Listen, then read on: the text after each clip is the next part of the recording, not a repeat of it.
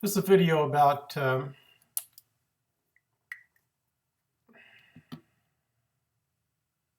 gas laws, but my camera's not on, so one moment. There we go. So it's a video about gas laws.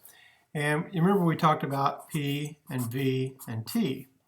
So we said if the temperature went up, volume goes up, and that would be assuming that the pressure is constant. And we also said, in a demonstration, that is, the pressure goes up, the volume goes down if the temperature is constant. And we also said that if the temperature goes up, then the pressure goes up, assuming the volume is constant. All right, so those are the relationships we know so far. The other relationship I want to talk about in this video is N. N equals the number of molecules, but we're going to call it the number of moles because moles measure numbers of molecules. All right, so there we have, I'm going to raise this up a little bit so I can get a little wider field of view. And there's our number of moles. Okay, so a little derivation.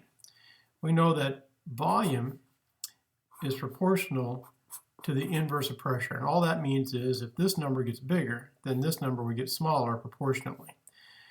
Inverse relationships are like this, where you have a 1 over P proportional to V.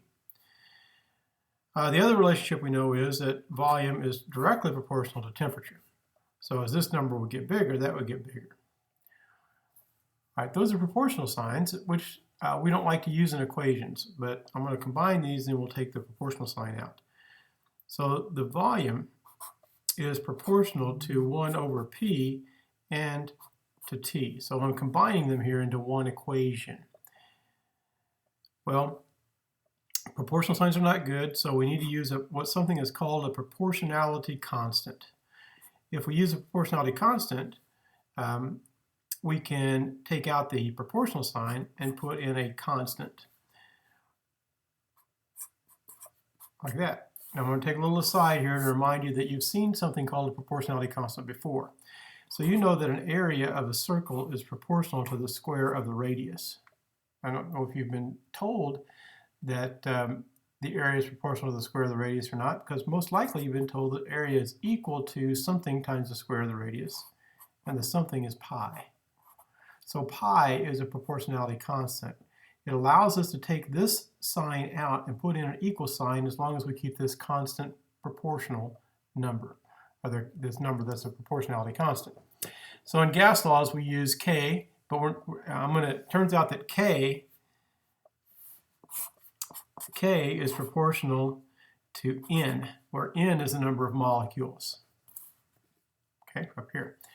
So we don't like the proportional sign, so K is equal to N times R. R is another proportionality constant. So then if I take, instead of K over here, I type in, I write in NR, I could say V is equal to NR times 1 over P times T, or if I multiply both sides by P, then I get PV equals nRT. See, P's cancel.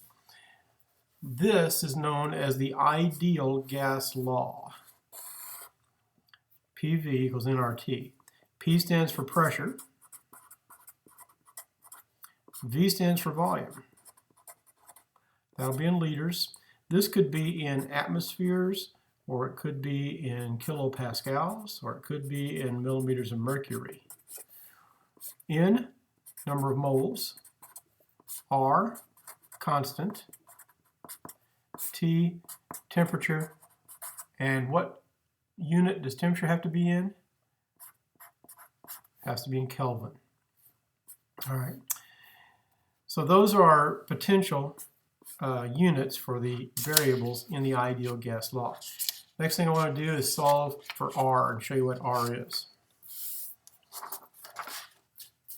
So if we assume we have 1 mole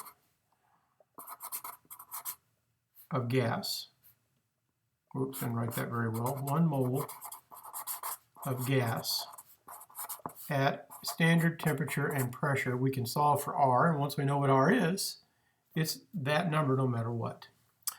So let's do it. PV equals nRT. Standard pressure is 1 atmosphere. The volume, 22.4 liters. Okay, N is the number of moles. We said we're going to have 1 mole. Oh, I didn't say why it was 22.4 liters, so let me remind you that if we have 1 mole of gas at standard conditions, it occupies 22.4 liters. Okay, R we're trying to solve for, and T we know is 273 K. So we're going to divide both sides by 273, really, because it's 1. So I'll divide by 273 mole Kelvin divided by 273 mole Kelvin. So over here, moles cancel, Kelvins cancel, 273s cancel. We have R. When you divide this out, you should get 0.0821. And no units cancel. So the units are liter atmospheres per mole Kelvin. And that is the value that we would use for R. Sometimes I use 0.08205. All right, so that's what R equals. And that's when pressure is measured in atmospheres. If you wanted to know what pressure would be if it was measured in a different unit, then you could plug in, instead of 1 atmosphere up here, you could have used 101.3 kilopascals. Do the same math, but when you do, you'll end up with 8.31 for your answer. So liter kilopascals per mole Kelvin. Likewise, you could do 760 up here, which is standard pressure in millimeters of mercury, and you'll get a different number. I won't write that one down for just in case I don't want to confuse you anymore. So, all right, so that's the value for R.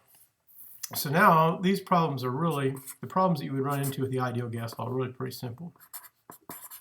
You're just going to plug values into the equation and then solve for your unknown. So I will do another video later on with a couple of sample problems, and then I'll post that one later. I have to got something I got to do right now, so I'll stop this video at this point and come back and post by the morning, I hope.